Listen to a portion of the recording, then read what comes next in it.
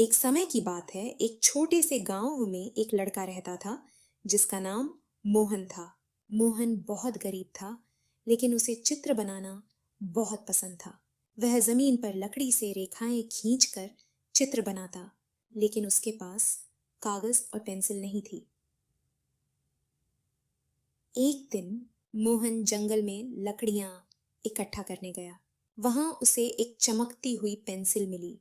जैसे ही उसने उसे उठाया, पेंसिल ने चमकते हुए कहा, मैं एक जादुई पेंसिल हूं। जो भी तुम मुझसे बनाओगे वह असली बन जाएगा।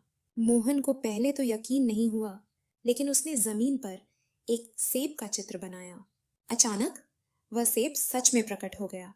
मोहन खुशी से उछल पड़ा। अब वह जो भी चित्र बनाता वह असली हो जाता। वह गांव लौटा और सबसे पहले अपने माता पिता के लिए ढेर सारा खाना बनाया। फिर उसने अपने गरीब दोस्तों के लिए कपड़े और खिलौने बनाए। धीरे धीरे पूरे गांव में उसकी पेंसिल की चर्चा होने लगी।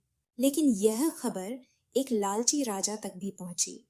राजा ने मोहन को अपने महल में बुलाया और कहा, मुझे वह पेंसिल दो। मोहन बोला, राजा जी, यह पेंसिल जरूरतमंदों की मदद के लिए है, लालच के लिए नहीं। राजा गुस्से में आ गया और जबरदस्ती पेंसिल छीन ली।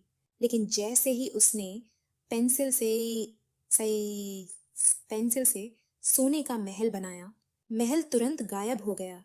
राजा डर गया और समझ गया कि पेंसिल सिर्फ अच्छे कामों के लिए है। उसने मोहन से माफी मांगी और पेंसिल उसे लौटा दी।